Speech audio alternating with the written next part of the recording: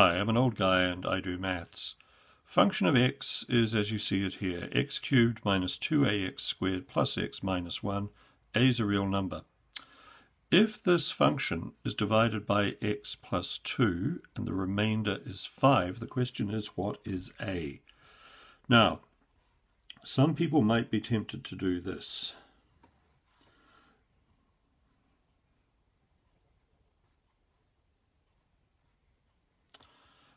I don't think that's the way to proceed. I think that we can use an element of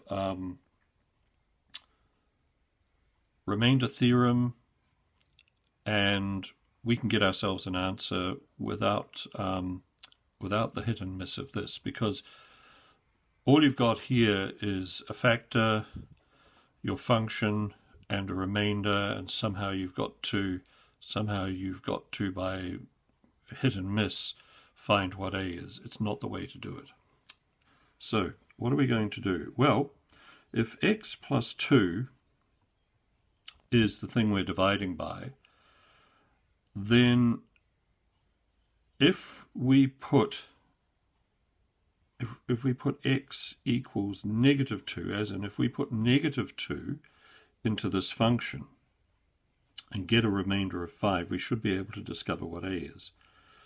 I hesitate to call this a factor because we don't get a zero remainder, but we'll treat this as though it's a factor, and this as if it were a solution. So let's go to work. Negative 2 cubed is 8, negative 8. So that's x cubed. Minus 2a times negative 2 squared. That's the x squared. Plus negative 2 minus 1. And this equals 5, we are told, because the remainder is the same as what we would get if we solved this for 0 and put the result into our equation. So let's tidy this up. Negative 8 minus negative 2a times negative 2 all squared, so that is, let me think, that is minus 8a. Minus 2 minus 1 equals 5. Right. So, if we add 8 and 2 and 1 to this side of the equation, we must do the same over here. Now that's 8 and 2 and 1, that's 11.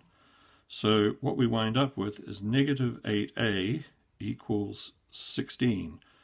Now in those circumstances, a is going to equal negative 2. 16 divided by negative 8 gives us negative 2.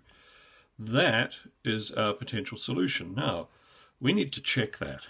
So let's take our equation, which I hope you can see just in the top of the frame here. Again, we get negative 8. That's negative 2 cubed. Minus 2 times negative 2 times negative 2 squared. This is the key part here. Minus 2 minus 1. So let's tidy this up. Negative 8 plus 16 minus 2 minus 1. What does that equal? Well, if I'm correct, it equals 5. Negative 8 and 16 is positive 8, minus 2 is 6, minus 1 is 5. That's our answer, and that's how we get it. So just let me run through that part again. What I did was I substituted negative 2 for a, that's there.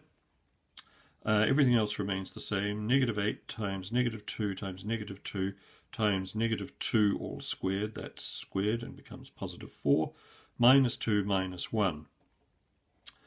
I get negative 8 plus 16, which is positive 8, minus 2, which is 6, minus 1, which is 5. That is it. That is how you do it. Thank you very much for watching. I hope you found that useful. If you did, please like and subscribe, and I'll see you next time. Bye.